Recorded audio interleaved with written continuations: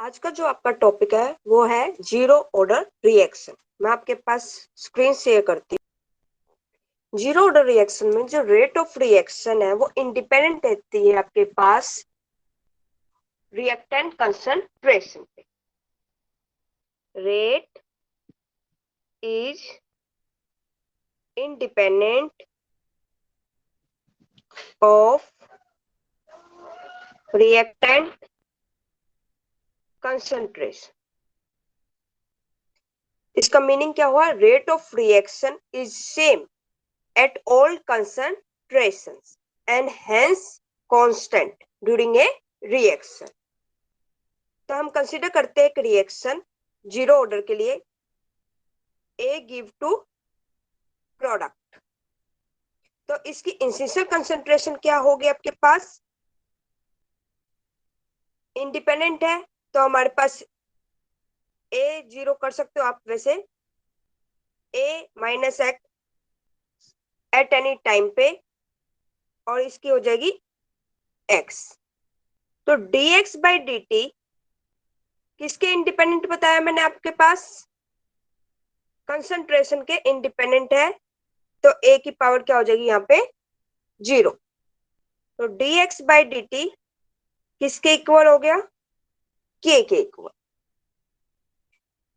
ठीक है, तो यहाँ पे हम जब इसको dx बाई dt है, जो हमारा रेट है कंसंट्रेशन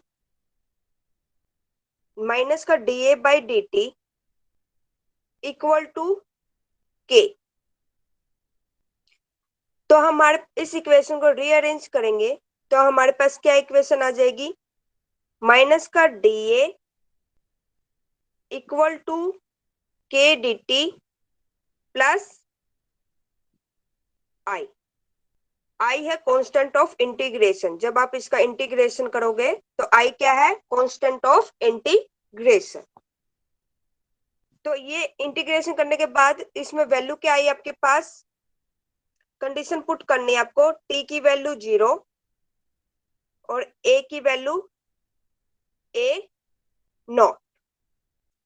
जब इस इक्वेशन में आप पुट करोगे तो आपके पास क्या आ जाएगी? इंटीग्रेट करने के बाद इक्वेशन आएगी आपके पास माइनस का a इक्वल टू के टी प्लस आई। इसमें आप कंडीशन पुट करो, t की वैल्यू जीरो और a की वैल्यू a नॉट। तो आपके पास इक्वेशन आई आई की वैल्यू आ गई आपके पास माइनस a नॉट के इक्वल।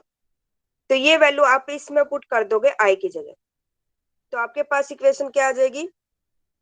के T equal to A naught minus A,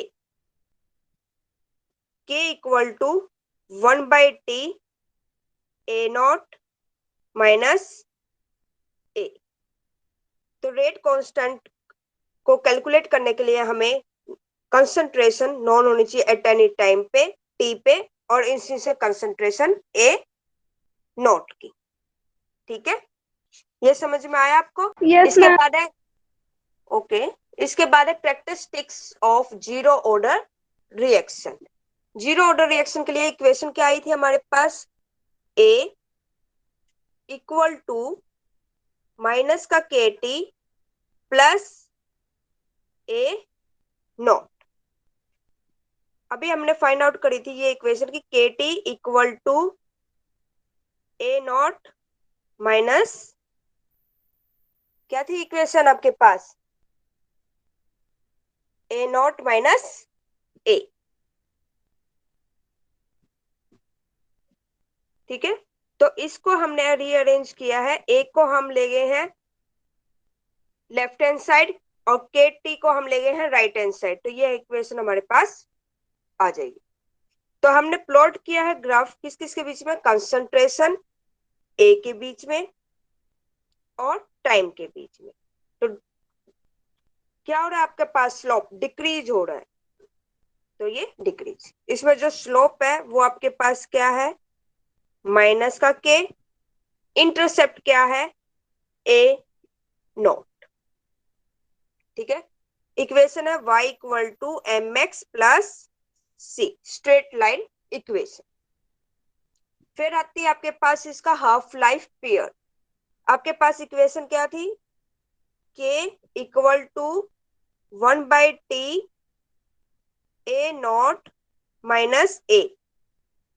तो आपको टी की जगह पुट करना है t1/2 और ए की जगह पुट करना है आपको a0/2। तो आप इस इक्वेशन में पुट करोगे तो आपके पास इक्वेशन क्या आएगी, t1/2 equal to 1/k a0 minus a0/2। इस इक्वेशन को जब आप सोल्व करोगे तो आपके पास इक्वेशन आएगी t1/2 equal to 1/k। a0 में से a0 हाफ गए तो कितना हुआ, a0 हाफ। तो ये वैल्यू आ गई a0/2k। तो ये किसके डायरेक्टली प्रोपोर्शनल हो गया, इंस्टीट्यूशनल कंसंट्रेशन के directly proportional. Zero order reaction in directly proportional to institutional concentration. Institutional concentration अगर आपके पास डबल्ड होगी तो टाइम टेकन आपके पास रिएक्शन का भी क्या होगा, कंप्लीट करने में डबल टाइम लेगा। ठीक है, अगर कंसंट्रेशन हमारे पास ट्रिपल्ड हुई तो रेट ऑफ रिएक्शन कितना टाइम लेगा, कंप्लीट करने में भी ट्रिपल लेगा। ठीक है, एंड सो ऑन। फिर नेक्स्ट आती है इसकी यूनिट। यूनिट इक्वेशन क्या थी आपके पास, dx/dt किसके इंडिपेंडेंट है, कंसंट्रेशन ऑफ रिएक्टेंट के। तो ठीक है, तो dx/dt किसके इक्वल आ गया, k के। तो k किसके इक्वल है, x/t। x क्या है, कंसंट्रेशन में यूनिट होती है, t क्या है, टाइम है। कंसंट्रेशन की क्या यूनिट होती है, मोल पर लीटर डिवाइड बाय टाइम। आप पर सेकंड में ले सकते हो, मिनट में ले सकते हो, आवर में ले सकते हो। तो इसकी यूनिट क्या हो जाएगी आपके पास, मोल पर लीटर पर सेकंड पर टाइम पर आवर पर मिनट। ठीक है, टाइम की यूनिट पर सेकंड में हो सकती है, पर आवर में हो सकती है, पर मिनट में हो सकती है, और कंसंट्रेशन की मोल पर लीटर। ठीक है, समझ आया ये आज का टॉपिक आपको? Yes ma'am. ओके।